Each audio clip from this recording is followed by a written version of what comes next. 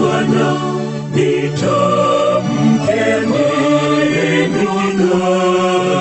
imani, nikushukuru jinsi gani, nisimulie vipi mimi mapito niliyopita, kuja hapa nikutukuze. Wapendwa taifa la Mungu, tumsifu Yesu Kristo. Mhashamu Baba Askofu Kasala, kwanza kabisa naomba kwa niaba ya uongozi na bodi ya wakurugenzi ya Benki ya Mkombozi nitoe salamu na shukrani nyingi sana kwako pamoja na watendaji wa jimbo, na kwa namna pekee parokia hii ya Bikira Maria Fatima kwa ajili ya kutupa nafasi siku hii ya leo, kwa namna pekee kutupa nafasi ya kuanzisha huduma hii katika himaya hii. Baba, tunashukuru sana. Lakini pia niombe kutoa shukrani zangu za dhati kwa moyo wenu na baba askofu kwa kutupa nafasi ya kuja kushiriki nasi licha ya majukumu mengi sana ya kichungaji mlionayo katika huduma zenu za jimboni hapa, na hata baba askofu Masondole kwa jimbo lako la Bunda. Na kwa namna pekee pia nashukuru nyote mliofika hapa leo kushiriki nasi katika tendo hili la kufungua tawi letu. Nitaongea machache kuhusu benki yetu. Kwa wale ambao hawafahamu, Benki ya Biashara Mkombozi ni mali ya Kanisa Katoliki. Ilianzishwa kwa wazo la Baba Askofu Katoliki Tanzania takriban miaka 16 iliyopita. Lakini baada ya muda kidogo, mababa walikaribisha umma wa Tanzania kumiliki benki hii kwa kutoa kiasi cha umiliki kwa Watanzania, na hivyo benki hii ikasajiliwa kwenye soko la hisa na mitaji la Dar es Salaam. Hivyo ni benki ambayo ilianzishwa kiasisiwa na Kanisa Katoliki, lakini kanisa likatoa nafasi kwa umiliki mpana, na hivyo wewe bila shaka uliweka hapa ni mwekezaji katika benki hii, na namna hiyo fursa ilikuja baada ya maaskofu wetu kuchukua nafasi ya kumiliki na kutumia benki hii pia. Pamoja na hayo, Kanisa Katoliki linabaki kuwa mmiliki mkubwa wa benki hii kwa takriban 70%, hiyo ikiwa ni Baraza la Maaskofu Tanzania, taasisi za Baraza la Maaskofu, lakini pia majimbo na taasisi mbalimbali za majimboni, hata maparokia yetu. Kwa hivyo kwa jumla wake bado inabaki ni chombo muhimu sana cha Kanisa Katoliki, na sisi tuliobahatika kuzaliwa Katoliki kama wimbo huu ambao tuliingia nao, tunajivunia hivyo, tunajivunia pia kuwa sehemu ya wamiliki na watumiaji muhimu wa chombo hiki. Kwa hivyo nakaribisha sana kufahamu kwamba tunazungumzia benki yetu wa Katoliki, tunazungumzia benki yetu wa Tanzania, na hivyo tunavyotumia ndio tunatumia cha kwetu, na tujipange sasa kwa wale wa upande huu wa Geita tuanze kutumia chetu rasmi. Asanteni sana. Miaka 16 benki hii imepita safari ndefu, na kwa wale ambao wanafahamu, biashara ya benki ni biashara ambayo inahitaji uwekezaji mkubwa sana katika miundombinu, lakini katika mtaji pia. Na kwa muda wa miaka 16 tumefanikiwa kukuza hii benki kuwa na matawi 13, na hili litakalofunguliwa leo ni la 14. Lakini pia tumefanikiwa kwa mitandao mbalimbali ya kutoaji huduma, hasa wakala. Tuna wakala takriban 2000 sasa, na katika wakala tuna wakala maalum tunawaita wa kimkakati, ambao ni wakala miundombinu ya wakala ambayo inatengenezwa kwenye parokia yetu, vituo muhimu vya taasisi za Kanisa Katoliki, nia ikiwa ni kuleta huduma ya kimkakati karibu na taasisi hizo, tukiamini kwamba wadau walioko kule ni muhimu sana katika wale ambao wana kiu ya kutumia benki hii. Tutaongea vizuri zaidi wakala muhimu au wakala mkakati maana yake ni nini.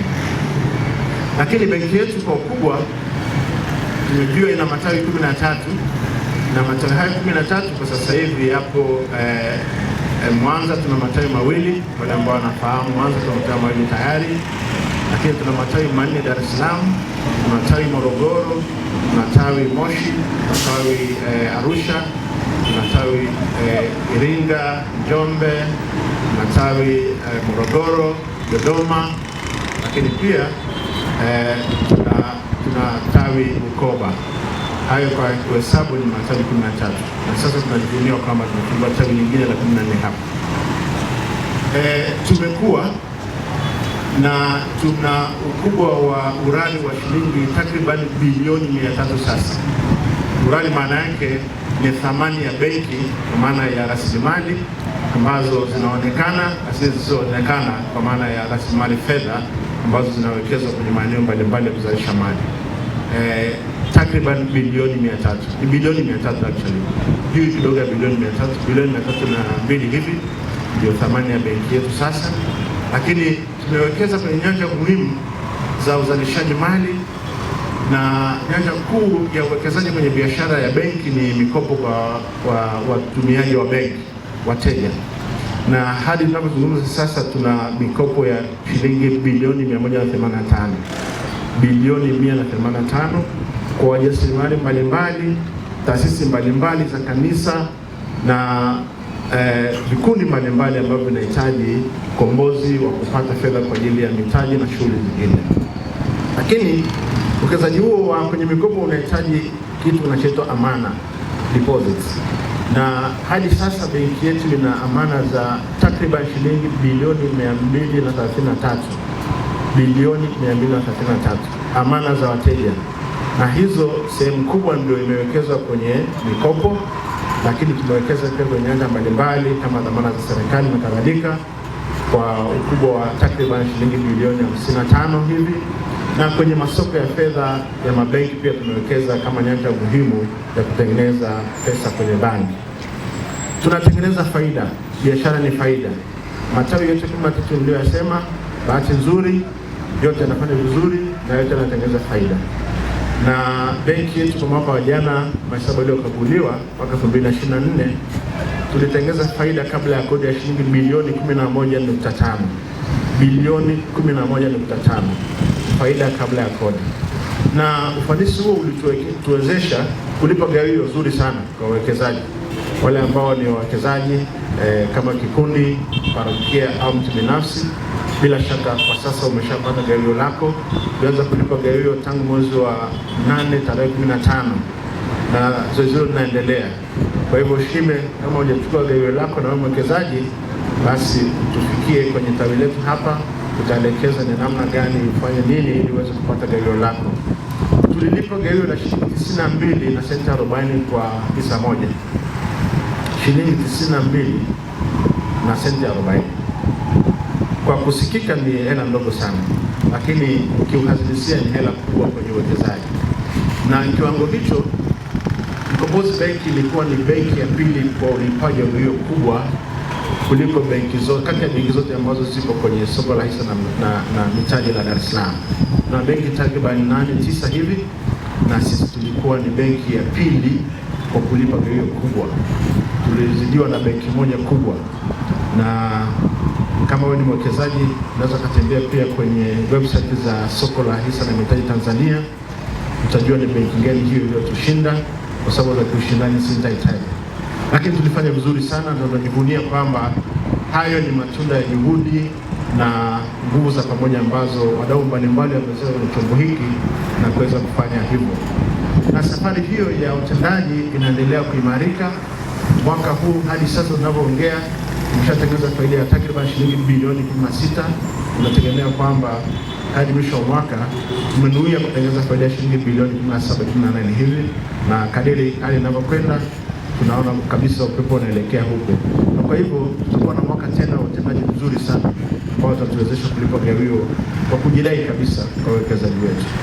Kwa hivyo wale ambao ni wawekezaji, niwaalike sasa mje mtumie benki. Kwa kutumia benki ndivyo unavyotengeneza biashara, unafanya faida unarudisha kwa wawekezaji, unarudisha kwenye uwekezaji kwa maana ya infrastructure kama hizi na kadhalika. Sasa naomba kwa kifupi sana niwapitishe kwenye safari ya mabadiliko ya benki hii. Tumefanya nini mpaka kustahili kuwa na tawi hapa, tukushawishi wewe unayetumia benki fulani uje sasa utumie benki yako. Hivi tunavyoongea, benki yetu inatoa huduma zote ambazo unazipata mahali popote kwenye benki yote nyingine ile, na tunachojivunia nacho sasa, tunachofanyia kazi sisi si kutoa huduma inayofanana na benki fulani, ni kutofautisha huduma yetu na benki hizo. Kwa sababu hicho ndicho kitakufanya uje Mkombozi Bank. Utakuja Mkombozi Bank kwa sababu inamilikiwa na kanisa Katoliki na wewe ni Mkatoliki. Utakuja Mkombozi Bank kwa sababu wewe ni mmiliki. Utakuja Mkombozi Bank kwa sababu huduma ya Mkombozi Bank ukilinganisha na mahali ulipo, basi unasema hii ni bora zaidi. Na uwekezaji wetu sasa huko kwenye kuhakikisha kwamba tunafikia lengo hilo, tufanye tofauti kwenye huduma.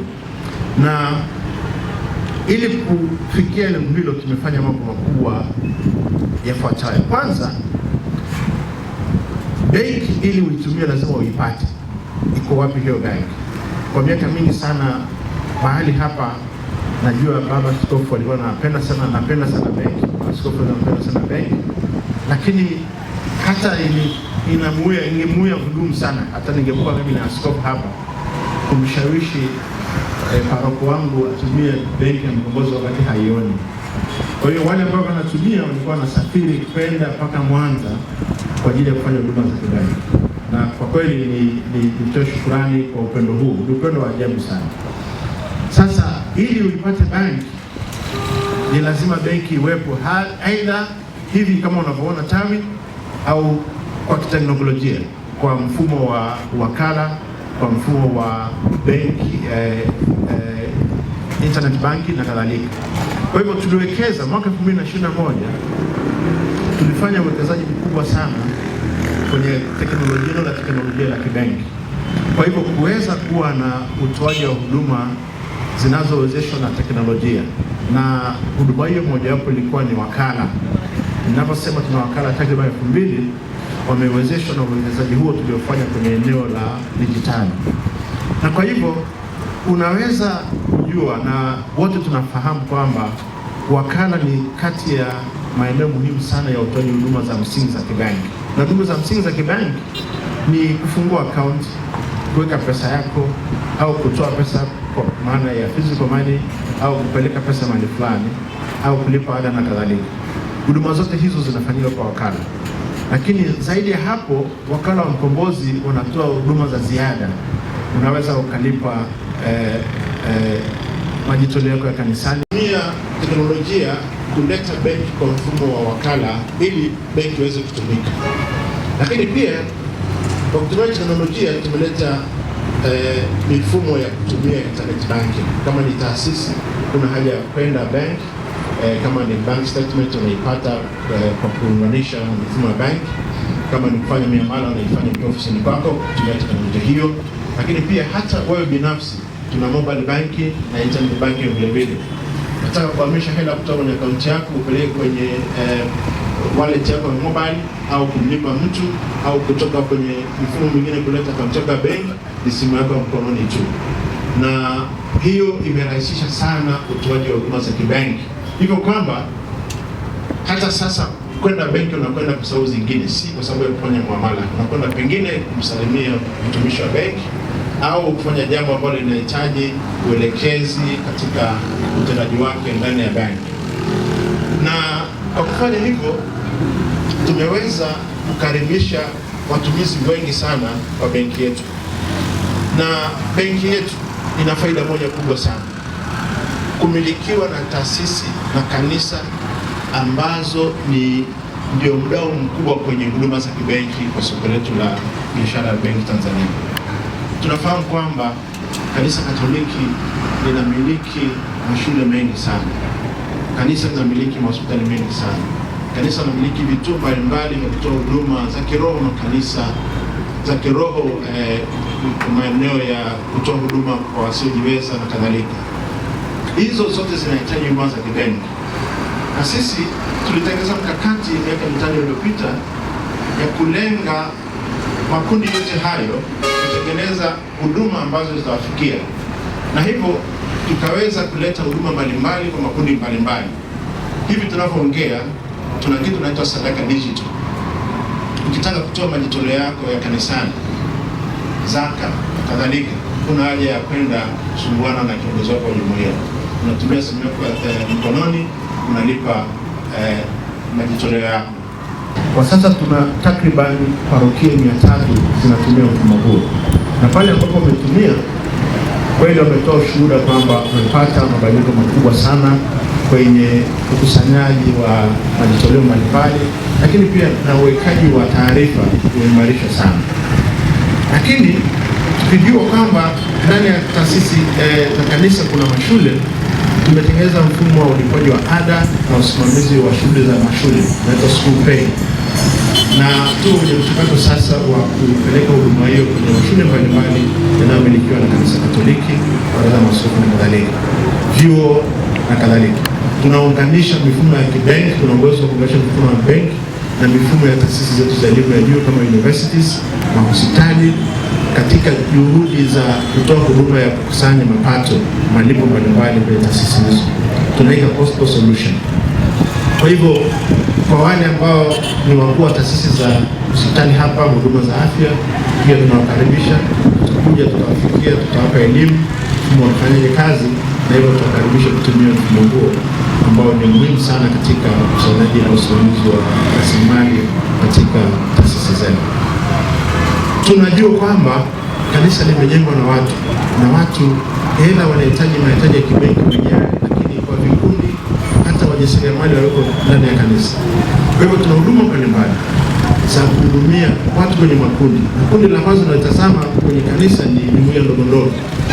Tunatoa huduma za account mbalimbali za jumuiya, lakini hata taasisi nyingine tunazitaja kama hospitali, tunatoa huduma hizo. Tofauti kubwa ni nini? Huduma hizo hazina gharama. Utafungua akaunti ya banki, utapewa checkbook kama unahitaji, utafanya muamala, kutuma pesa, kupokea pesa, kutoa pesa bila kuchajiwa chochote. Hakuna ada ya mwezi. Najua wote wanachukua wana bank account kila mwezi, kuna ada ya kulipia akaunti yako.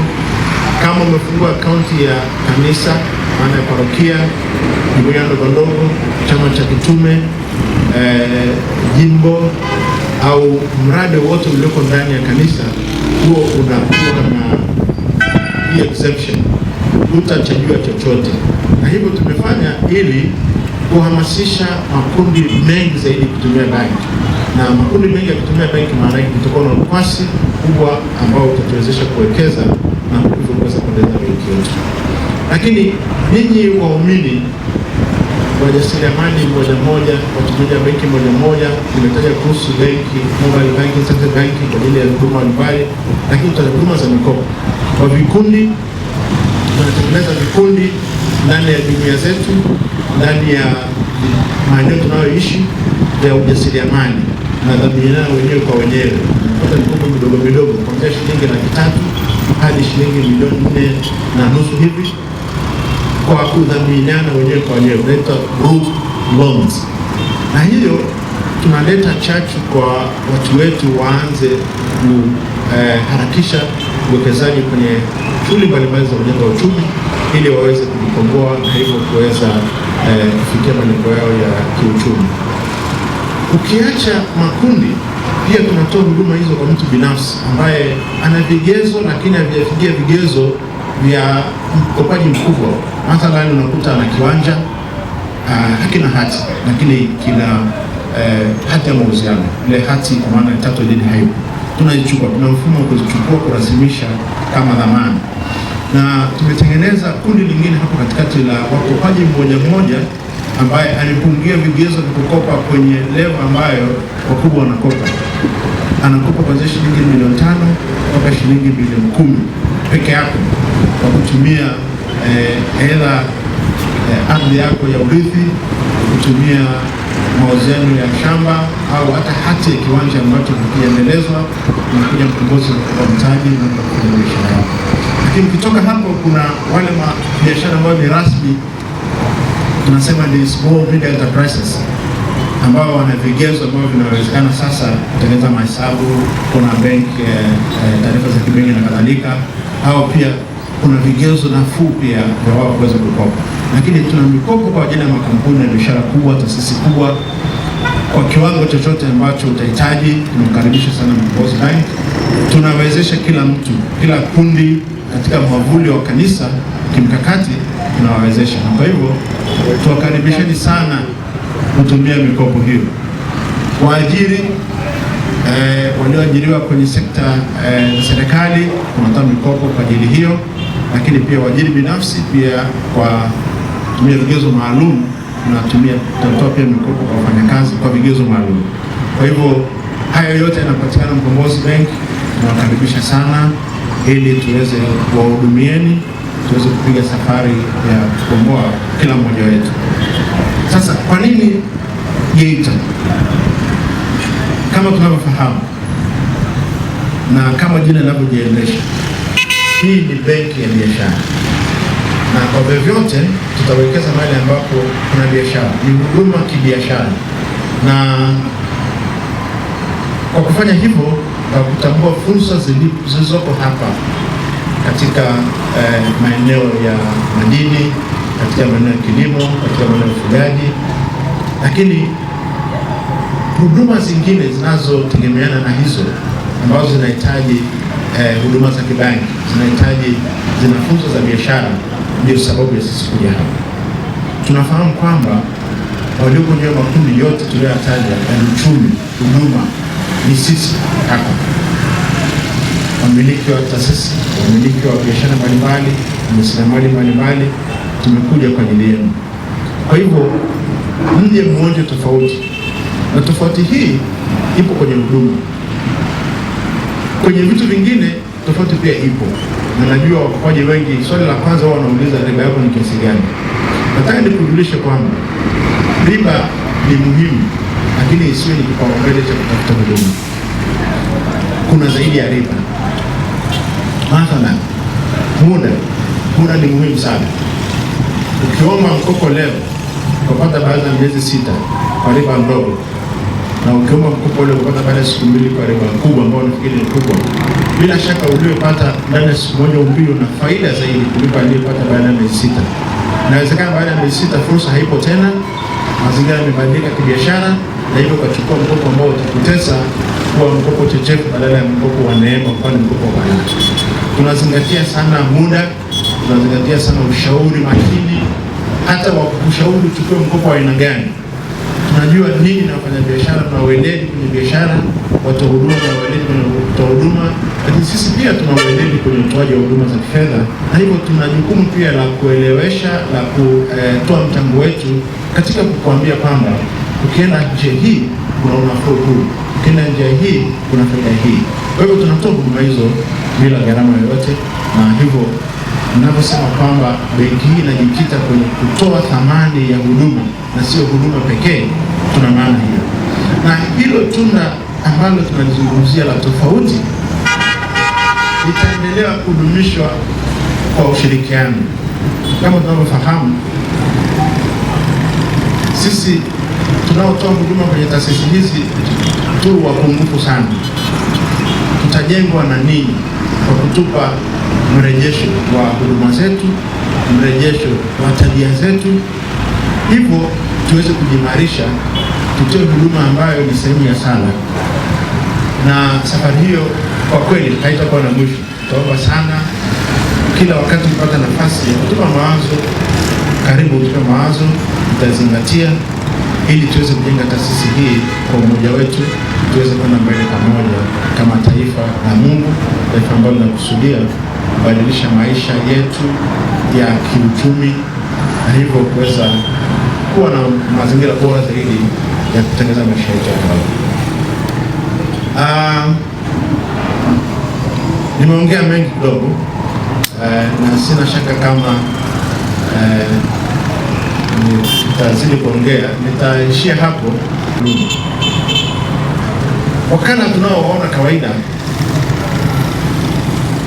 wanafanya shughuli ambazo wingi wake nao ni mdogo, wengi wakala tunaowaona na sisi ambao tunataka kwa wakala mara nyingi tunaenda kuchukua pesa au kuweka pesa. Lakini wakala tunaozungumzia sisi ni wakala ambao tunaandaa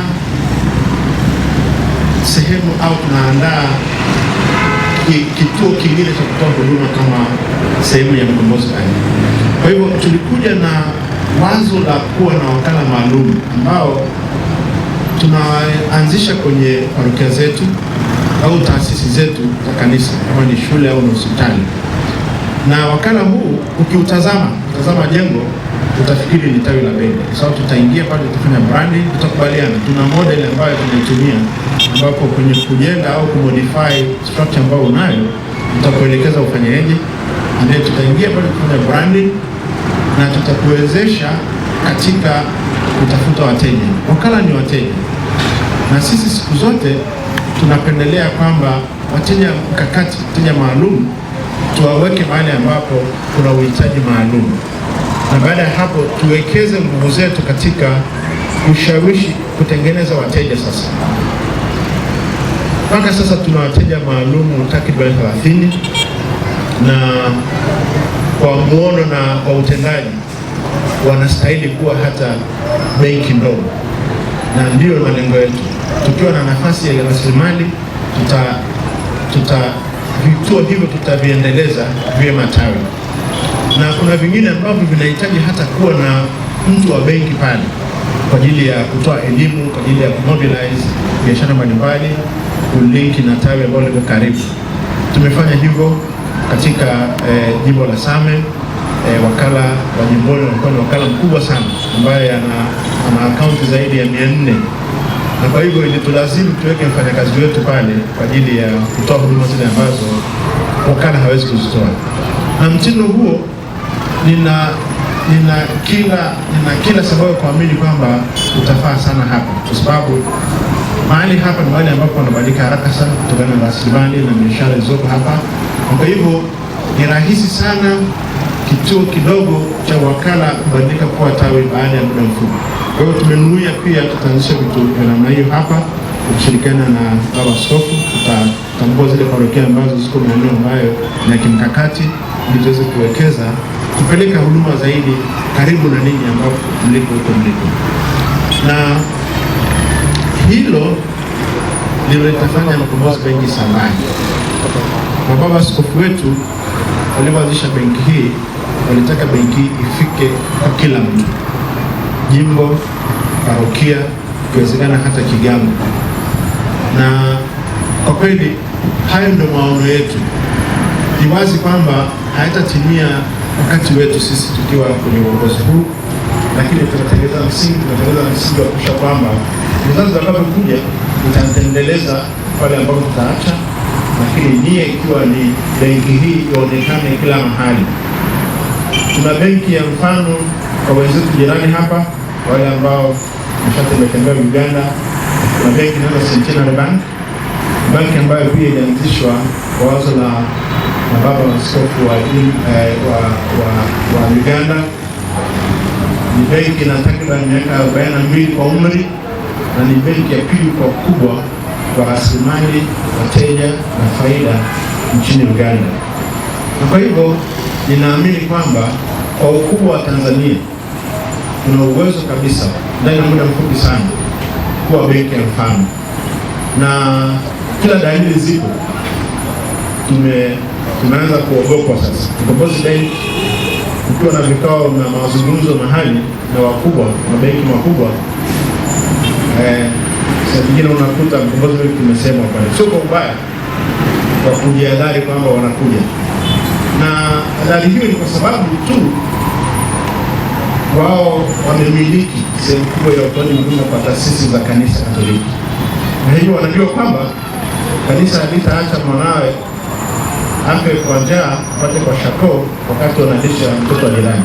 Hivyo hofu hiyo ni ya kweli sasa, na tunategemea kwamba itaendelea kuwa hofu na italeta ushindani mkubwa, na sisi tuko tayari kushindana ili kutoa huduma ya kiwango kikubwa kwa taasisi na kundi yote.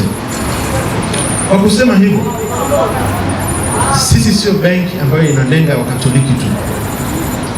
tuna watu wote, dini zote na wasioamini Mungu na wateja wetu. Kija Mkombozi Benki kuchukua mkopo, atukuulize wewe ni kanisa gani, jumuiya gani. Tunaangalia biashara yako inakidhi vigezo vya kuwa mteja wa Mkombozi Benki. Shughuli unayoifanya, malengo yako yanakidhi vigezo vya kuwa mteja wa Mkombozi Benki. Tunachuja pia kwa sababu tunahitaji kuwa ni benki yenye sifa njema, sio benki ambayo inapigiwa mifano ya hatari.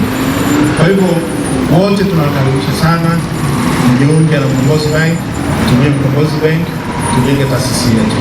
Kwa hayo naomba niishie hapo. Nashukuru tena Askofu, nishukuru tena kwa nafasi hii, na kweli sasa tutafurahi sana leo kwamba baada ya muda mrefu, ndoto za muda mrefu, basi tumepata Mkombozi hapa na tupo hapa. Asanteni sana. Asante, tumpe makofi mengi mengi tena. Asante sana kwa nafasi hii. Naomba nikaribishe tuweze kutoa maoni, wapi tuboreshe, wapi unadhani tunaweza tukafanya vizuri zaidi ili kukufikia malengo yako. Karibuni sana. Tutakusanya mawazo hayo, baadaye tutakapokaribisha mkurugenzi atakuwa nafasi ya kuyajibu yale ya kujibiwa sasa hivi. Kuna ya short term na ya long term, kwa hiyo yote yatafanywa majumuisho kadri ya muda udumuvyo. Kwa karibuni ndugu zangu, tutamani kuyapata kutoka kwenu. Ninyi ndio wadau, ndio stakeholders wetu. Tunapofanya vizuri, ina maana sifa inaenda kwa sababu tumepata watu wanaotusaidia kusonga mbele.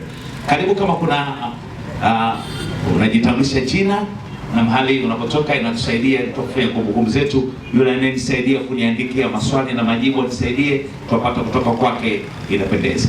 Karibu ndugu zangu, wadau wenzangu katika nafasi hii. Tupate kuna mkono hapa. Mimi napenda kutoa shukrani sana kwa hii benki, kwa sababu katika benki hii ni mmojawapo waanzilishi wakiwa na changamoto, kwa sababu nikiwa wa jimbo kuu la Mwanza, namshukuru sana baba paroko wangu alikuwa Father Nyama, ambaye atumiza mwanzo ukiona pagumu sana kuweza kuwa na jumuiya, kuwa na akaunti kwenye hii benki, lakini baadaye tukazoea. Yaani kwa sababu Father Nyama nampa big up. Sasa hivi kwa kweli, hata sasa hivi ninachomshukuru Mungu ni kwamba huwa anawajibika kwenda kuchukua mradi hapo, nimemshika huku Geita, lakini bado namiliki akaunti ya jumuiya yangu na shughuli zingine za jumuiya yangu za mwapo Mwanza. Huku nipo kikazi tu, lakini nashukuru kwamba nitaendelea kuwa na deposit hapa zaka zangu ya Mwanza na deposit hapa. Kwa hiyo mambo yameenda safi.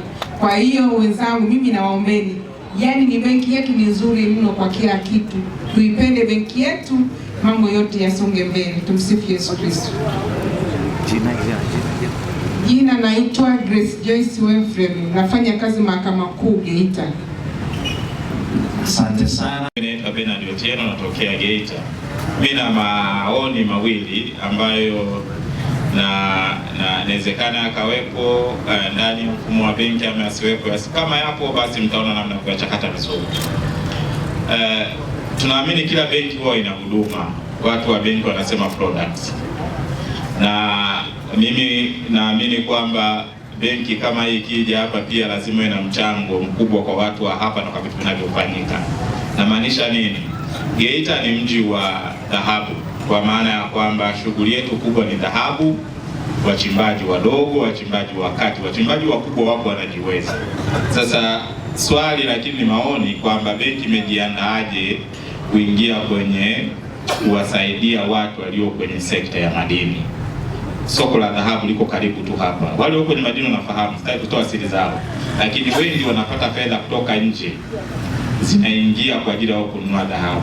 Benki imejiandaaje kwa ajili ya kutumia hiyo fursa kuongeza mtaji wake, lakini kuongeza nafasi ya wachimbaji wadogo kujipatia vitu vya kutosha, kwa maana kuongeza mitaji yao na biashara yao. Eneo la pili ni eneo ambalo linaendana na hilo, liko katika huduma za ukandarasi. Ukiangalia migodi iliyoko inayozunguka Geita, midogo, ya kati na mikubwa, na sasa hivi tunaelekea kwenye mgodi wa Nyanzaga unaotegemewa kufunguliwa na baadaye labda huko Kagera benki ipo, lakini benki imejiandaje kwa ajili ya kuwawezesha hao wakandarasi? Kuna tatizo kubwa sana la uwezeshaji wa watu wanaofanya kandarasi kwenye hii migodi na mitaji ni midogo. Kwa hiyo benki imejiandaje kuwa na hizo products mahususi kwa hayo makundi ambayo yanahusika zaidi kwenye maeneo yetu tunayotoka? Baada ya kusema hayo, nawashukuru sana, karibuni Geita. Sijafungua akaunti, nitaangalia namna ya kufungua akaunti baadaye nikishakishwa kwamba pesa zipo za kutosha na mimi niweze kukopa. Asanteni sana. Asante, naitwa Prudence Temba, ni mfanyabiashara. Mimi ni neno la shukrani na pongezi. Mimi ni mdau mkubwa wa mabenki, lakini napenda nitoe pongezi za dhati kabisa kwa Mkombozi Benki, kwa sababu ukienda kwenye benki nyingine nyingi huwezi kukopa kupitia kiwanja chako. Sana sana watakwambia tu kiwanja ni mali ya serikali, labda kwa umiliki wa miaka 66 au 99. Lakini Mkombozi Benki imekuja na kitu cha tofauti kidogo, kwamba kumbe unaweza ukakopa kiasi fulani kupitia kiwanja ambacho kama umeridhishwa au umekinunua labda una hati nacho. Kwa hiyo nitoe neno la pongezi, kwa sababu ni product kwa kweli ambayo inaweza kuwaingizia sifa kubwa na kuja kuwakomboa watu wa Geita na watu wengine wa Tanzania. Kwa hiyo kimsingi ni kwamba kiukweli hamjakosea kuja Geita, mmekuja sehemu salama na naamini mtafanya biashara nzuri. Karibuni sana. Asante. Asante sana. Kwa jina naitwa Wilbard Kaisha. Mimi swali langu ni kuhusu huduma za benki, huduma za pesa za kigeni kuhusu Mkombozi Benki. Je, wanachama au wale ambao sio wanachama kwenye hii Mkombozi Benki hiyo huduma ipo? Kwa sababu mkurugenzi hajazungumza kuhusu huduma kama hiyo. Pesa za kigeni ikiwa na maana dola. Je, ikiwa mwanachama wa benki, huduma hiyo ya benki hela za kigeni zipo? Asante. Nimepata. Asante. Sengerema, parokia Sengerema Bomani. Tunapenda kushukuru sana kwa kusogeza huduma hii ya benki, Mkombozi Benki. Tunahangaika, tunapenda kuitumia, lakini mwanzo ilikuwa mbali. Kwa hiyo tuna pendekezo, sio swali, pendekezo, kwa sababu tumesogezewa huduma. Tungeomba wakala wale wadogo wadogo wawe wengi, kwa sababu tuna parokia nyingi pia ambazo zinapenda kweli kutumia benki hii. Tuna Nyarugusu kwa mfano, kuna wachimbaji wadogo, tungewatokea wakala kule wakubwa kama aliyosema mtendaji mkurugenzi, na sehemu zingine Ngoma, kuna sehemu zingine za wakulima, kwa mfano Mwandika, kuna Kome, kuna Sengerema. Ni eneo kubwa sasa hivi, tena sio wakala mmoja tu, hata 4 au 5, ili wote tujisikie kwamba tunatumia benki hii ya Mkombozi ambayo ni ya kwetu. Tunajivunia katika benki hii. Kwa hiyo tungeomba wakala wao wa kutosha ili wote tutumie benki hii. Asante. Ni Mtove, natokea halmashauri ya wilaya Geita, lakini pia ni mwakilishi wa WAWATA parokia Fatima. Naomba kutoa maoni yangu kama ifuatavyo. La kwanza kabisa, niombe uongozi kuendelea kutoa elimu na hasa katika kipengele cha mikopo ya makundi mbalimbali ili tuweze kutumia vizuri na kunufaika na benki yetu. Cha pili, kuongeza ubunifu katika teknolojia kama tulivyoweza kupata elimu kupitia kwa mkurugenzi, kupitia simu zetu na huduma mbalimbali ili tuweze kuzipata bila kupoteza muda mwingi kuja hapa. Lakini cha tatu pia, kuendelea kupata huduma nzuri bila kutumia muda mrefu na kuendelea kutuelimisha kama kina mama. Asante.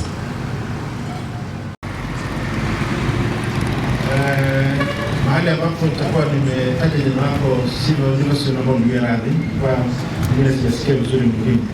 Kaka Joseph Chacha umeuliza kuhusu gharama za kuwa wakala. labda nianze na mahitaji ya kuwa wakala. Ili uwe wakala unahitaji uwe na kitambulisho chako cha NIDA tu. Zamani ilikuwa ili uwe wakala lazima uwe na biashara iliyosajiliwa, imekaa miaka kadhaa na kadhalika. Lakini katika juhudi za serikali pia kuhakikisha kwamba huduma za kibenki zinakuja karibu na wananchi, hilo hitajio lilitolewa, na sasa unahitaji kuwa na kitambulisho chako cha NIDA ili kuthibitisha kwamba wewe ni mtu huyu ambaye uliye na usajili wako. Lakini unahitaji kuwa na mtaji. Wakala ni pesa, na pesa ni ya kwako, sio ya benki. So utakuja kununua pesa virtual money, ile pesa ambayo iko kwenye simu yako, kwa kuleta pesa physical money. Kwa hivyo ni biashara yako, na mahali pengi niseme kwamba kati ya wakala 2000 nasema tunao, kuna asilimia kama 20 hivi ni wakala ambao wanajisuasua. Tunajua wapo, lakini wanajisuasua, na kujisuasua kwao wengi ni kwa sababu hana mtaji. Unakwenda kwa wakala mathalan anakuambia mtandao wa benki uko chini, kumbe hana float, hajaweza kuwa na mtaji wa kulipia. Kwa hivyo tunapata malalamiko sana kutoka kwa wateja, mahali fulani nimekwenda nimeambiwa mtandao uko chini, lakini mtandao tunaona kwenye system mtandao uko juu, iko sawa sawa. Kumbe ni eneo pia la kujifunza. Tukiingia kwenye biashara tuwe na mtaji, kwa sababu utahitaji fedha, lakini utahitaji kulipia gharama mara moja ya shilingi 300,000, ambayo hiyo ni gharama ya uwezeshaji wa ile michakato ambayo itafanyika, ikiwa ni pamoja na kile kifaa utakachokipata. Si kwamba umekinunua kwa sababu yake ni kubwa kuliko 300,000, basically kwa ni hela kubwa kidogo, lakini umechangia katika ile utoaji wa ile huduma. Sema ni facilitation fee shilingi 300,000 tu, mara moja tu. Na baada ya hapo utapata faida gani mteja anapokuja, unalipaje mteja anapokuja kufanya huduma pale na kadhalika. Hiyo sasa ni swala la jedwali la gharama, nasema ni tarifu. Ukifika benki tu watakupa, ni mlolongo mrefu, sitaweza kwa kichwa kukuambia kwa sababu inahitaji iko clustered kwa maeneo tofauti, ni shilingi ngapi na kadhalika, ni muamala wa kuingia au kutoa na kadhalika. Lakini nachoweza kukuambia ni kwamba kwa sababu sisi pia tunafundisha account, kila account utakayofungua ikawekewa pesa, kama ni account ya biashara unapata shilingi 5,000, kama ni account binafsi savings shilingi 3,000. Kwa hivyo hiyo ni eneo ambalo pia ni muhimu sana, na wakala wengi kama unafahamu wanahitaji pia kushiriki kwenye zoezi la kutengeneza wateja, na kwa hivyo tunakulipa pia kwa sababu hiyo. Karibu sana, tutakupa maelekezo zaidi na mengi yanayohusiana na shughuli hiyo na utaifurahia. Kuna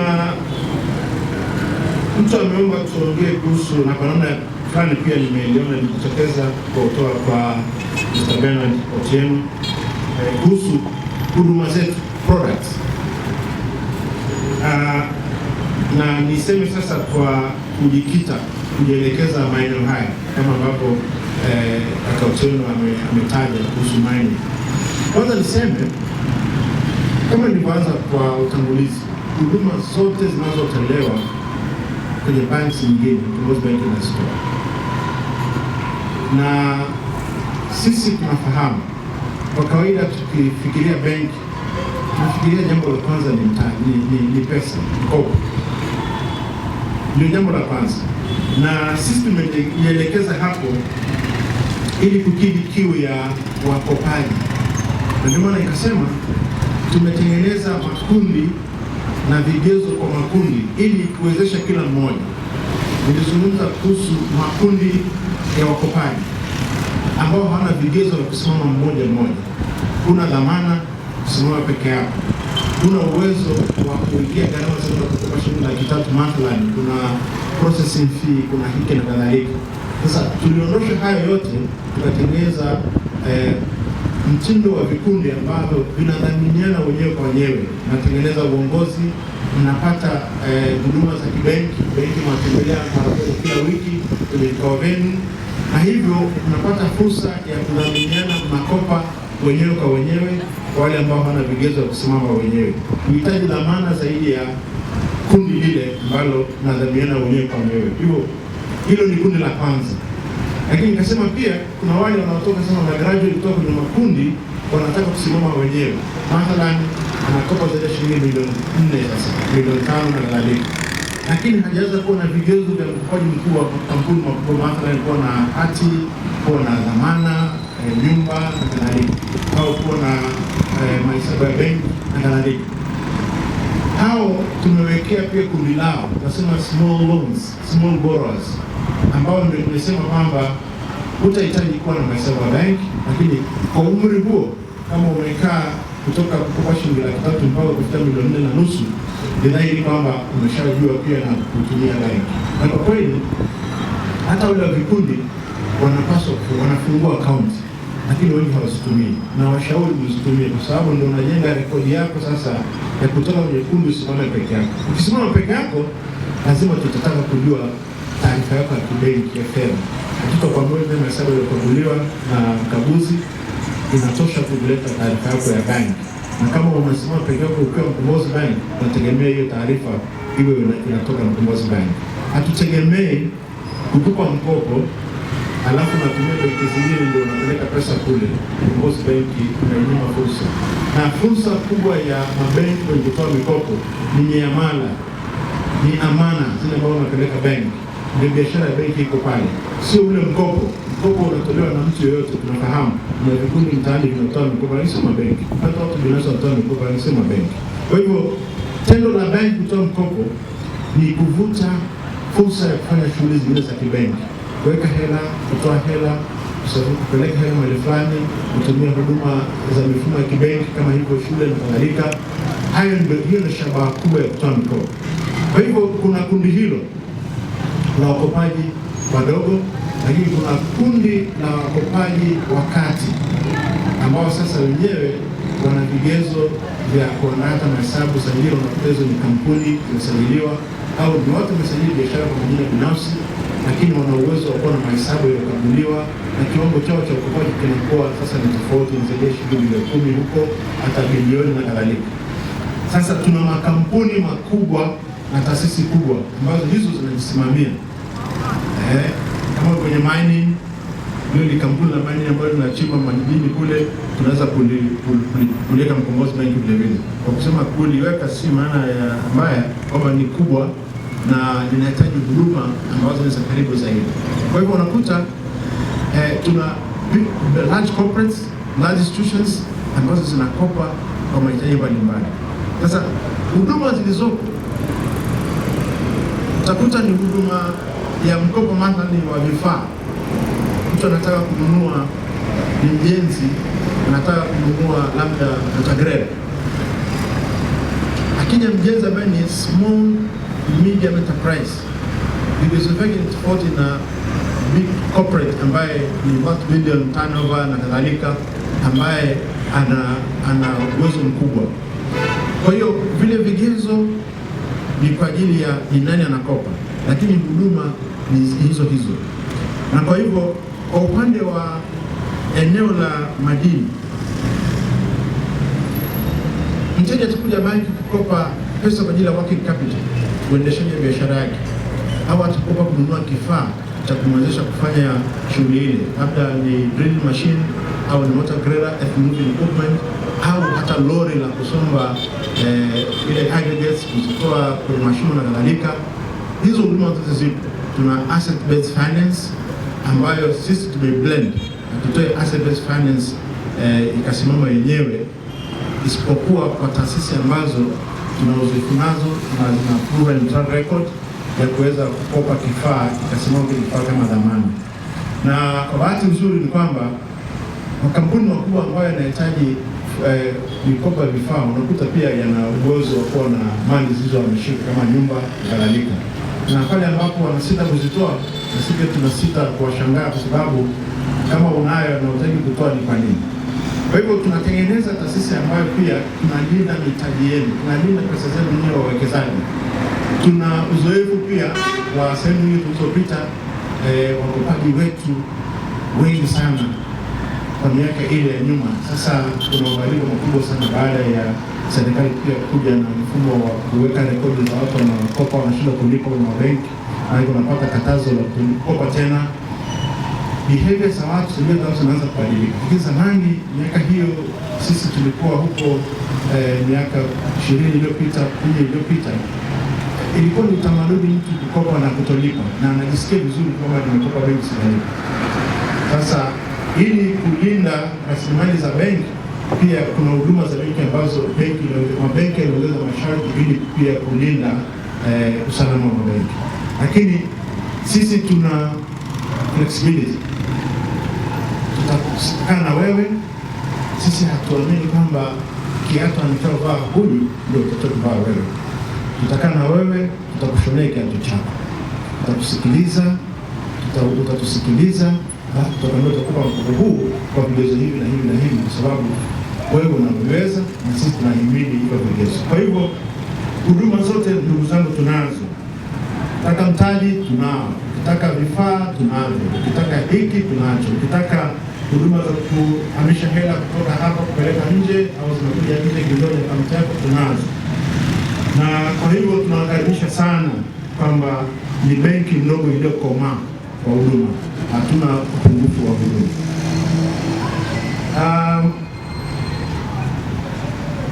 Muhimu pia zaidi ya kukopa ni kutumia benki, na tunashauri sana wateja wetu watumie mabenki. Bado tuna utamaduni wa kutembea na magurungutu. Mahali fulani kuna mteja mmoja kwenye hafla kama hii alisimama akasema, tatizo la benki yenu, siwezi kutoa milioni 50 mara moja cash. Je, mnaniahidi kwamba nikifungua akaunti nikileta hela mtaweza kubadilisha mchukue milioni 50? Sasa mjadala unatakiwa uwe ni kwa nini unachukua milioni 50 cash napeleka huyo unayempelekea, kwa nini usimpelekee kwa kukaa tu hivi ukasukuma hela kwenye akaunti yako kama milioni akaunti yako kwenye simu yako mkononi? Kwa hivyo elimu bado tunahitaji kwamba pesa ikiwa kwenye mfumo wa kibenki ndio unajenga uchumi. So ile pesa inapatikana kwa ajili ya huduma, lakini ile pesa inakuwa na usalama, na hata kuwa na pesa cash mkononi ni gharama. Zile pesa zinatengenezwa na print note na mint coins. Sasa hizo ni gharama pia ambazo kiuchumi, unapokuwa pesa kwenye mfumo pia uchumi unakuwa imara.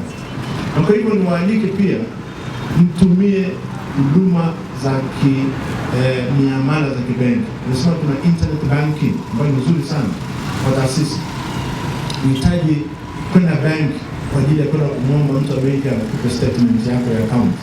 Unahitaji kwenda bank kwenda kufanya muamala kupeleka hela mahali fulani.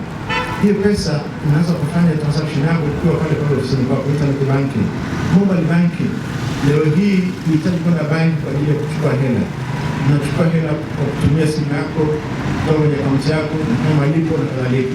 Kwa hivyo niwakaribisheni sana, pamoja na kukopa, tutumie banki kwa huduma mbalimbali ili tuweze kujenga ukwasi na tuweze kujenga thamani ya uwekezaji kwenye biashara yetu. Na kama nilivyosema,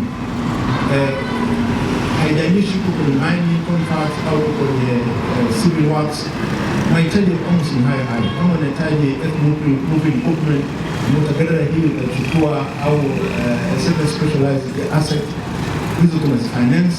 Ni kukaa tu chini to structure mfumo wa transaction ambao utalinda bank, lakini pia utakidhi mahitaji yako kama mkopaji.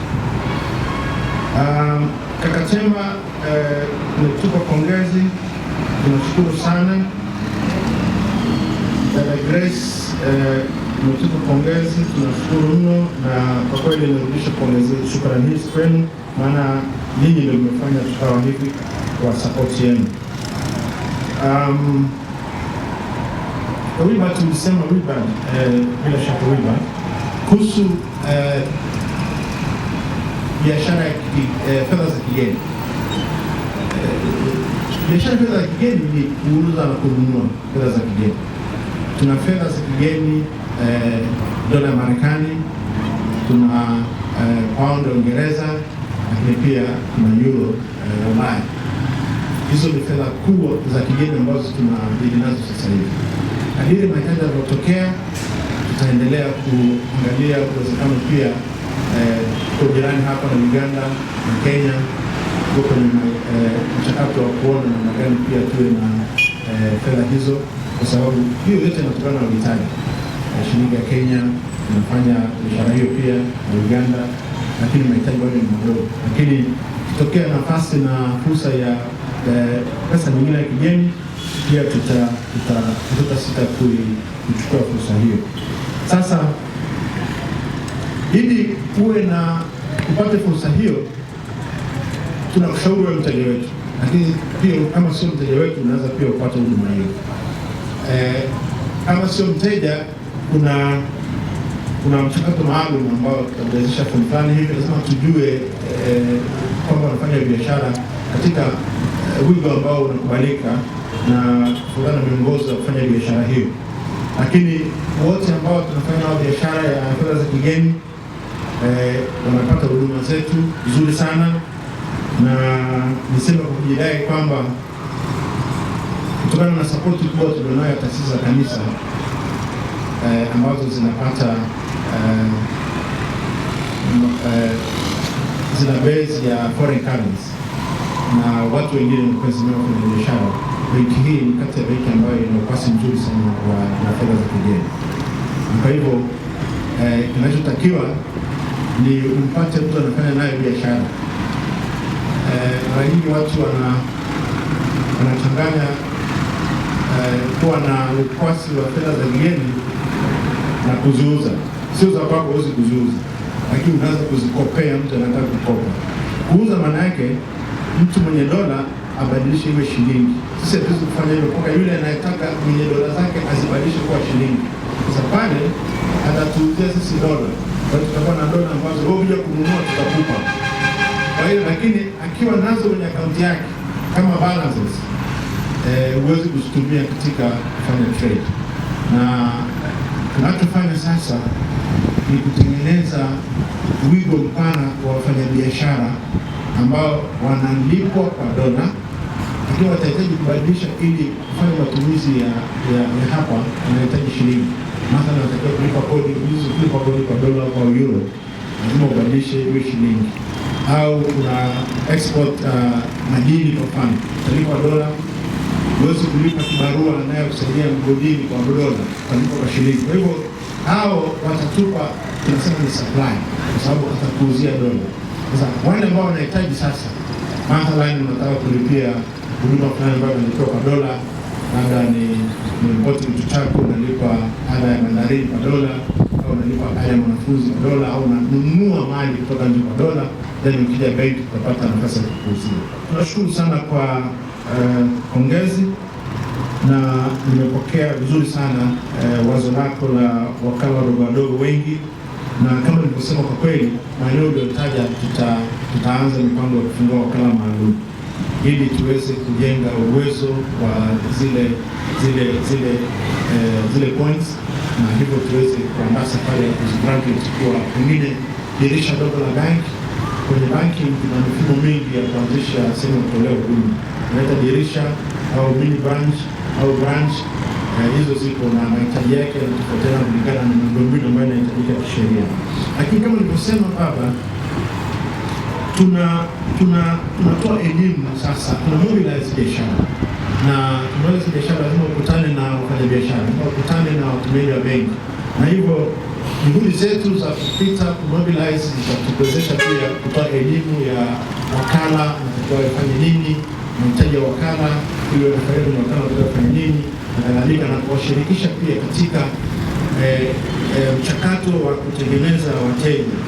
Ndio maana tunasema wakala maalum, kuna kitu maalum kwa ajili ya kuwakuza, lakini kwa kuwapa biashara nzuri.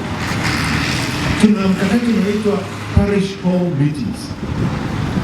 Parish hall meetings, huo ni mkakati ambao unatupeleka kwenye parokia kwa ajili ya kutoa elimu na kutoa ushawishi wa vikundi mbalimbali, taasisi mbalimbali na watu binafsi kutumia Mkombozi Bank. Tunashukuru sana, tunapata nafasi wakati ambavyo inawezekana.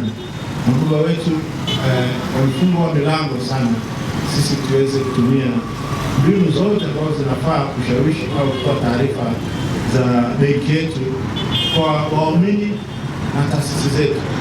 Na hivyo kati ya faida ambayo tunaitumia kwenye nafasi hii ni kuwa na mikutano kwenye parokia, mikutano na viongozi wa jumuiya ndogo, mikutano na viongozi wa vikundi mbalimbali, mikutano na walei mbalimbali parokiani kwa ajili ya kukopa elimu ya banki, elimu ya Mkombozi Bank, utambuzi wa Mkombozi Bank, lakini huduma za Mkombozi Bank. Huko ndiko tunapata akaunti za jumuiya ndogo, barua ya vitume na vikundi vya wajasiriamali wadogo ambao tunashawishi wajiunde ili tuweze kuwahudumia kwenye mikopo mdogo. Na hata sasa walei ambao wanamiliki biashara mbalimbali, maana makampuni makubwa haya tunayoona ya madini na kadhalika, watu ambao wana imani na wengine na Katoliki. Kwa hivyo fursa hizo pia tunakutanisha na hawa, na hivyo kupata nafasi pia kuelezea haya ambayo nimeelezea hapa, tunaeleza kwenye hizo parish hall meetings, na imekuwa ni mkakati ambao unatupa matunda sana. Tumeanza kama pale nimekuwa Dar es Salaam, na hadi sasa tumeshapita parish takriban 7 na tumeona mafanikio makubwa sana. Tuna karibu akaunti zinakwenda nakimbilia 500 sasa za jumuiya ndogo na rangi ya kitume ambao tumevuna kwenye mkakati huu. Naamini kwamba wakati huo pia utafanya kazi nzuri. Dada Mtove, nafikiri ni Irene,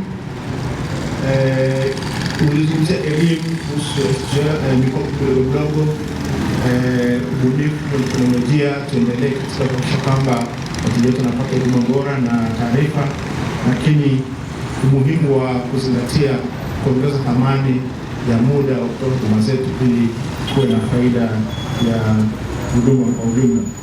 Nashukuru sana, na kama nilivyosema mikakati yetu ya kuengage parish halls uzuri unazungumza kutoka na parokia, na hivyo ninaamini kwamba katika juhudi zetu za kutoka na parokia tunazidi zaidi ya utambuzi wa benki, lakini huduma zetu kwa jumla, ili wadau wetu waweze kutumia benki yetu ipasavyo. Asanteni sana. Wa jimbo la Bunda na mgeni wetu katika siku hii ya ufunguzi wa tawi la Mkombozi benki katika jengo la Fatima Shopping Center hapa mjini Geita. Mheshimiwa Padre Elias Masolwa, makamu wetu wa askofu jimbo la Geita, waheshimiwa mapadri wote mliopo, na kwa namna ya pekee mapadri wanaotoka nje ya jimbo la Geita, wageni wetu, waheshimiwa watawa wa kike na wa kiume mliopo, Mheshimiwa sana SPJ Kimati, mkurugenzi mtendaji wa benki yetu ya Mkombozi Tanzania, waheshimiwa watendaji wa benki ya Mkombozi kutoka makao makuu ambao mmeungana nasi leo, waheshimiwa watendaji wa benki ya Mkombozi katika tawi letu jipya la Geita, ndugu zangu wageni wetu wote waalikwa, ndugu zangu wana Geita, kwa namna pekee wana Fatima, mabibi na mabwana, tumsifu Yesu Kristo. Napenda niungane na walionitangulia kutoa shukurani nyingi kwa Mwenyezi Mungu ambaye amewezesha haya yote tunayoyashuhudia katika siku hii ya leo. Katika Zaburi ya 106 mstari wa kwanza na 136 mstari wa kwanza, Mwenyezi Mungu anatualika kuwa na shukrani. Zaburi anasema, mshukuruni Bwana kwa kuwa ni mwema, kwa maana fadhili zake ni za milele. Katika kutoa shukurani yetu, hatutoi shukurani ya siku moja, kiamini kwamba ujio wa benki yetu hapa ni wa kudumu, na hivyo ni lazima kumshukuru Mungu kwa sababu ndoto yetu ya muda mrefu hatimaye ameitimiza kwa uwezo wake. Lakini tunawashukuru pia wote waliowezesha uwepo wa tawi hili mahali hapa. Kwa namna pekee tukushukuru sana wewe mkurugenzi mtendaji wa benki yetu ya Mkombozi kwa kukubali kuja Geita na hatimaye kukubali tawi hili lianzishwe hapa. Tunakushukuru kwa kulipokea na kulikubali wazo ambalo kwetu ilikuwa ni mwaliko kwako. Kwa namna pekee wana parokia ya Fatima uje vile vile utumie jengo lao, hata kama wakati ule wanapokualika lilikuwa bado halijakamilika. Walipokueleza hilo hukusita, pamoja na benki yako ukuja tu kuangalia, bali ulikubali kuwa sehemu ya uwekezaji wa parokia katika maeneo haya, kwani ulikubali kuwakopesha fedha za kukamilisha ujenzi wa jengo hili. Na bado sasa unakuwa mteja mkubwa katika watumiaji wa jengo, ambapo utaiwezesha parokia kumaliza deni ambalo ni la kwako mwenyewe kupitia malipo ya kodi ya pango, hali mkiendelea kulitumia jengo hili. Kwa ukarimu huo tunawashukuru sana. Ndugu zangu mnaoshiriki hafla hii ya ufunguzi wa tawi la benki ya Mkombozi hapa Geita, kama walionitangulia walivyoeleza, benki ya Mkombozi ni zao la tafakari ya maaskofu Katoliki Tanzania la kuwa na benki ya kanisa, sio tu kwa sababu ya kutafuta uwekezaji, lakini kuona jinsi ambavyo kanisa linaingia katika huduma hizo za kibenki likaangaza. Na huko pia maaskofu hao waliungwa mkono na ninyi wanakanisa, watu wa rika zote, na wengi wakiwa wenye mitaji midogo tu, ambao walikubali kununua hisa na kuwa wamiliki sasa wa benki hii. Yamkini wengine walinunua hisa bila kufahamu watafaidikaje, lakini walichofurahia na kupenda ni kuwa na benki ya kanisa. Walinunua hisa hata wenye uelewa mdogo wa kibenki, wengine wakidhani ni baada ya siku chache tu watapewa gawio.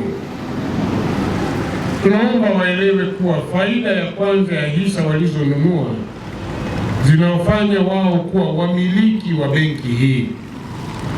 Kumbe mkurugenzi anapoongea umiliki wa benki, ndugu zangu, wamiliki ni ninyi wenye hisa katika benki yetu ya Mkombozi. Hali mkiendelea kushuhudia kukua kwake, kuimarika na kuhudumia jamii ya Watanzania ambao pengine hawakuwa sehemu ya kuchangia hisa zilizowezesha mtaji wa kuanzishwa kwa benki yetu. Tunawaomba waelewe kwamba wanapaswa kuendelea kuwa watumiaji wakubwa wa benki hii, hata kuiwezesha sasa kupata faida itakayowawezesha kufikia gawio ambalo wanalitamani kwa faida walioitengeneza wao wenyewe. Na kama tulivyoambiwa na mkurugenzi siku chache zilizopita, tumeliona hilo pale ambapo benki yetu imeweza kutoa gawio ambalo kimahesabu ya kibenki ilikuwa ni moja ya magawio makubwa ndani ya nchi yetu, ikiwa ni benki ya pili kwa kutoa gawio ambalo ni la juu. Tunaipongeza sana benki yetu pamoja na watendaji wake wote kwa safari nzima ya kuikuza benki hii na kuifanya hatimaye leo kufikisha matawi 14 ndani ya nchi yetu. Mheshimiwa Mkurugenzi na ndugu zangu mliojumuika nasi katika hafla hii, tunapowakaribisha Geita Benki ya Mkombozi na watendaji wake, tambueni kuwa tunayo matarajio kadhaa na muhimu. Kwanza ni kupitia huduma ambayo itatolewa itakayotoa utume wa kanisa unaoonekana. Nazo kauli mbiu nzuri, lakini hapa niseme moja tu. Ukisoma pale imejiandika you are bank with integrity, yaani benki iliyojengwa katika uadilifu. Hapo ndipo siri ya sababu ya maaskofu kuanzisha benki hii ilipojificha. Hamtawahudumia tu watu kwa huduma za kifedha kama pengine wengine wafanyaji, bali kama wanavyosema wenyewe with integrity, yaani mkitoa huduma hizo ndani ya uadilifu, ili mtoapo huduma mteja aridhike kwamba kweli amehudumiwa na utu wake umeheshimiwa.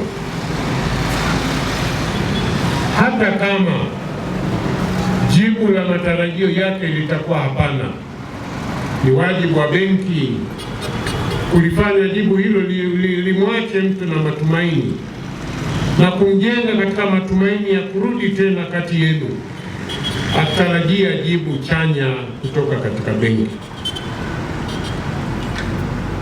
Kwa upande wa wafanyakazi, tunaombea watoe huduma bora na nzuri, awe rafiki kwa wateja na waamini watu ambao ndio wataipeleka benki hii katika hatua ijayo, na mtaona kweli mlichelewa kuja Geita kutokana na wingi wa wateja ambao tunatarajia watajitokeza kutokana na mvutio ambao mtawapatia.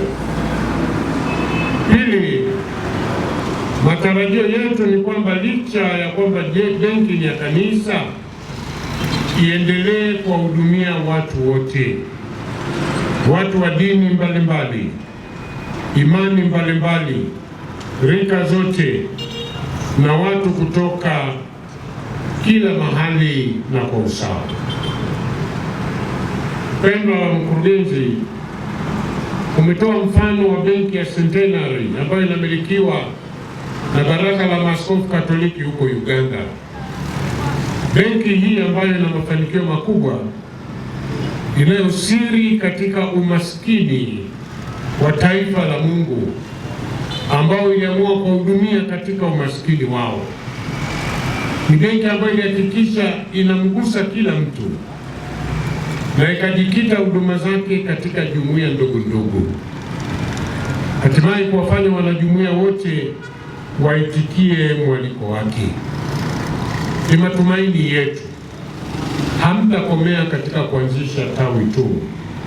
Utume wa kwenu ushuke, uende na umguse kila mtu katika hali yake na hasa katika umaskini wake, waweze kutunza mali chache ambazo ni utajiri wao waliojaliwa na Mwenyezi Mungu katika benki.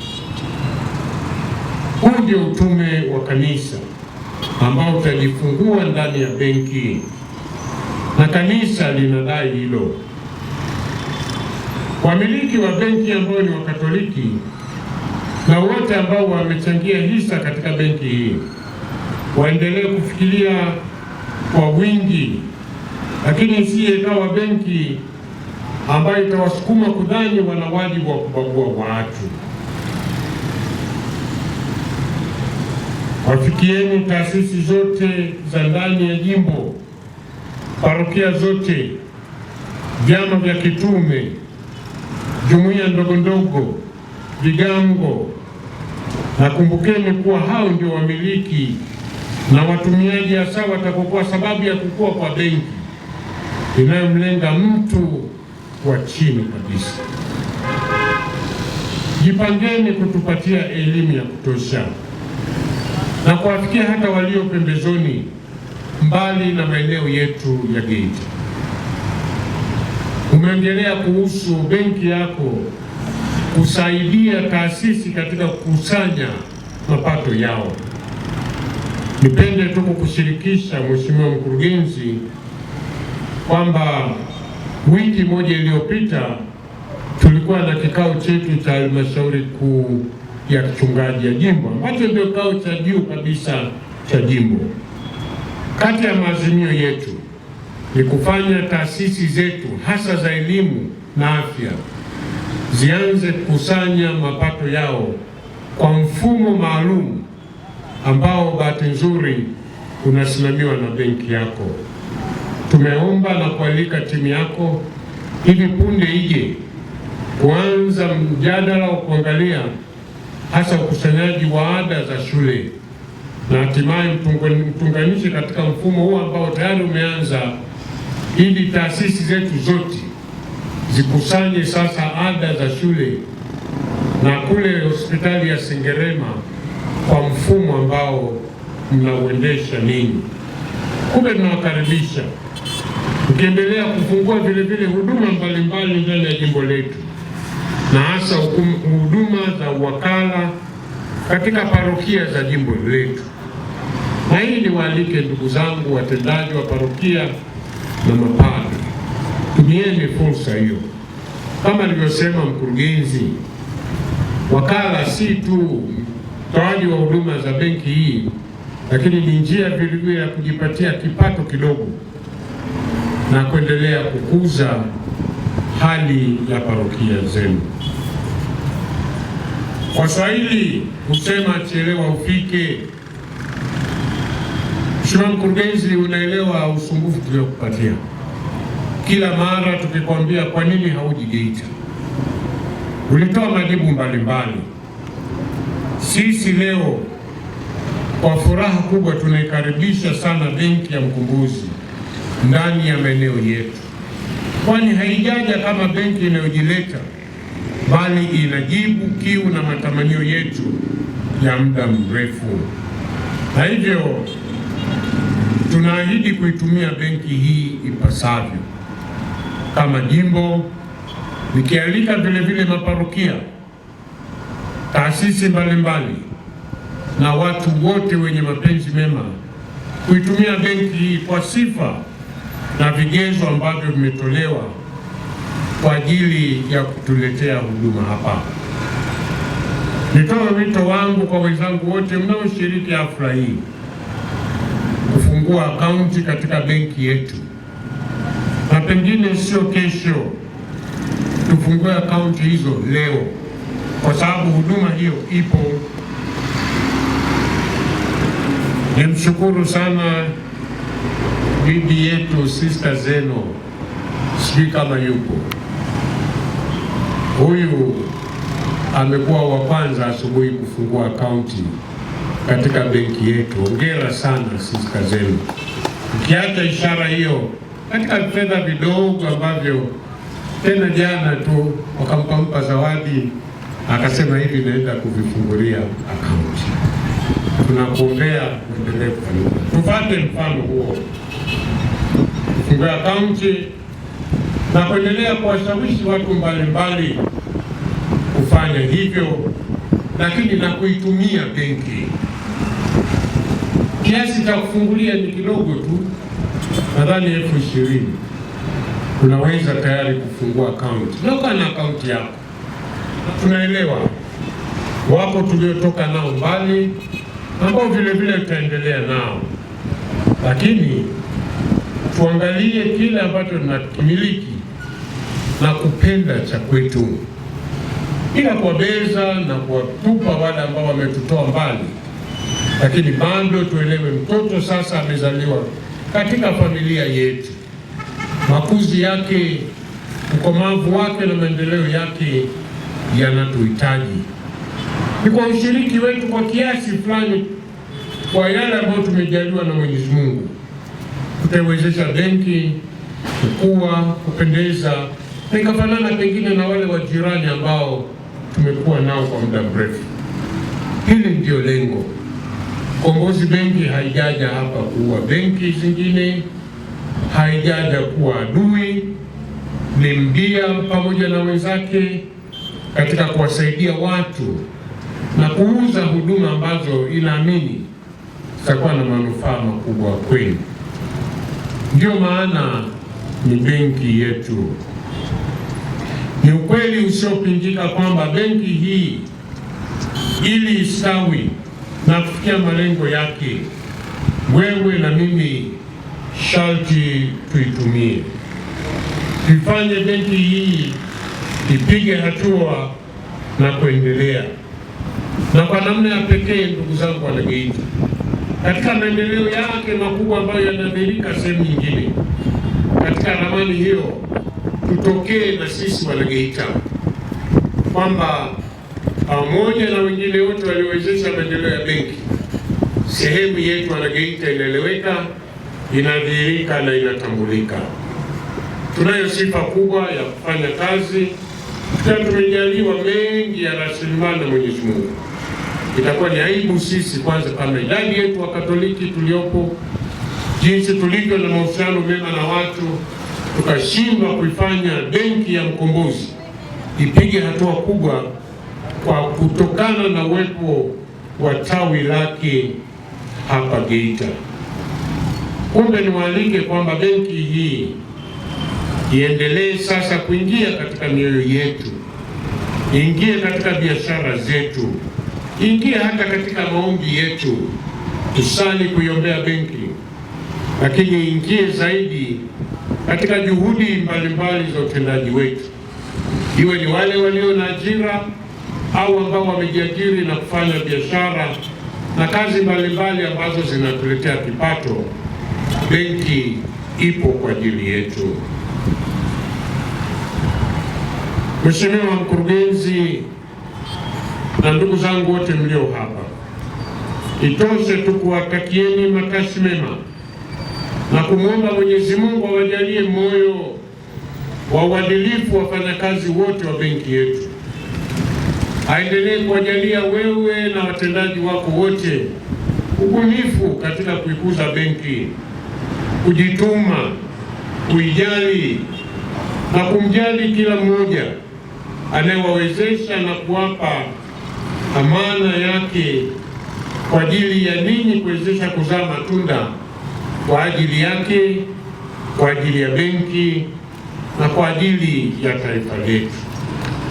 Ninawashukuruni sana kwa kunisikiliza, na kwa maneno hayo ambayo tumeita baraka, niseme sasa niko tayari kwa ajili ya kubariki na kufungua rasmi tawi la benki yetu hapa Geita. Tumsifu Yesu Kristo. Basi ndugu zangu, ni kwa ibada tunaweka benki hii, tawi hili mikononi mwa Mwenyezi Mungu ailinde. Benki ni mahali inapotunzwa mali. Mungu mwenyewe awe mlinzi wa mali hizo, tukielewa wazi kwamba yeye asipotenda tuyatendayo tunafanya kazi bure. Ndugu zetu wametuletea hapa Geita, karibuni sana, tusali pamoja. Basi tafata nafasi ya kukata utepe.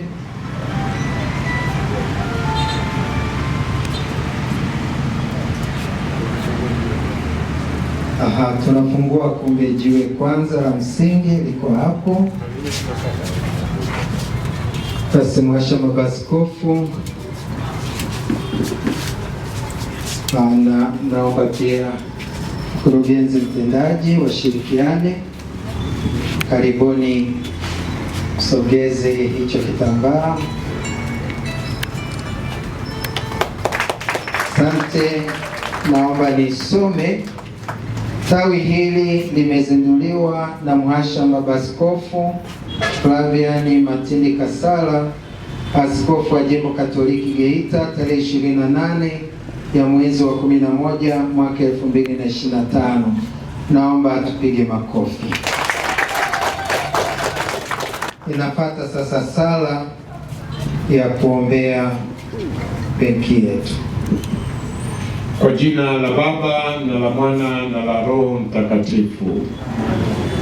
Mungu anayetuweka juu ya kazi zote za mikono yake awe nanyi nyote. Tuombe. Ee Mungu Mwenyezi, kwa maongozi yako ya ajabu unapenda kubariki kwa wingi kazi zote za binadamu zinazohusu nguvu za mwili na za akili.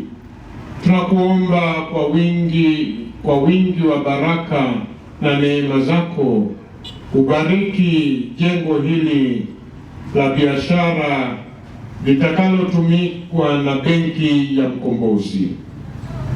Wabariki wote watakaoingia katika jengo hili kama wauzaji, wanunuzi na wahifadhi wa fedha. Wabariki wafanyakazi wote, watende kazi zao kwa kujali utu, heshima, haki na kwa upendo. Watambue kuwa wanashughulikia manufaa ya wote pale ambapo wanajitoa sadaka kwa ajili ya kukamilisha utendaji wao, waweze kuchangia ustawi wa mji wa dunia na utukufu wa ufalme wako wa mbinguni. Tunaomba hayo kwa njia ya Kristo Bwana wetu. Baada ya sala ya baraka, Baba Askofu atanyunyizia maji ya baraka, atatunyunyizia pia na sisi baada ya kumaliza jiwe la msingi.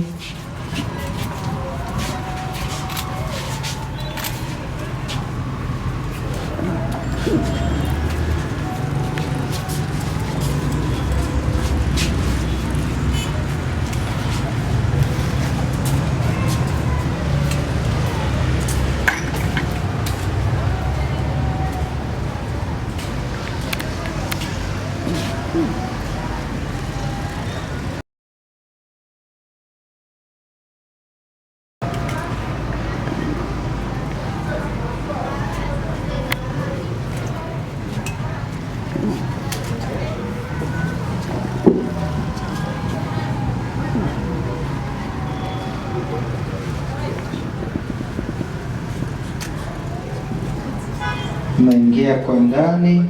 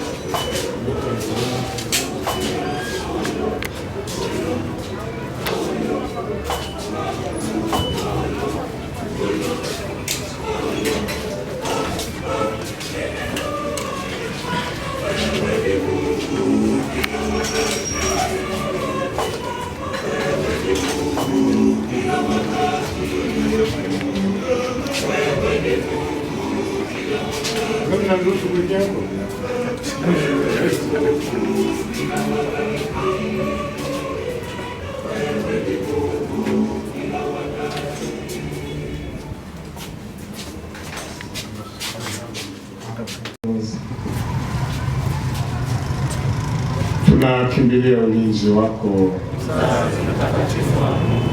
usinyime tukiomba katika shida zetu. Tuokoe siku zote kila tuingiapo hatarini. Ee Bikira mtukufu na mwenye baraka, Bikira Maria mama yetu wa Fatima, Bikira Maria malkia amani, msimamizi wa jimbo letu, abariki Mungu Mwenyezi, Baba na Mwana na Roho Mtakatifu. Asanteni na karibuni sana.